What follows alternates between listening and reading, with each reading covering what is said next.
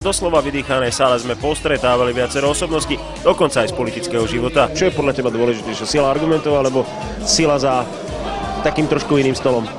No tak určite sila argumentov je prvorada, ale berme si príklad z iných parlamentov, napríklad v Kórei alebo v Taliansku, kde aj tá sila fyzická pri presadzovaní určitých záujmov, kde nemajú problém poslanci sa pobiť, je niekedy na mieste. A možno niekedy aj v tej slovenskej politike by sa viac hodilo, aby sa nehádali o nejakých talafatkách, ale radšej aby sa pobili.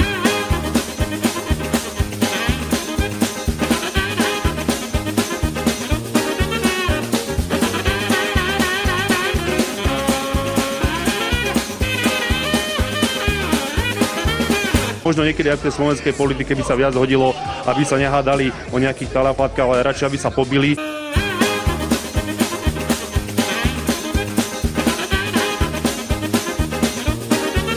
Už ma napadol, samozrejme spadol som medzi kreslá.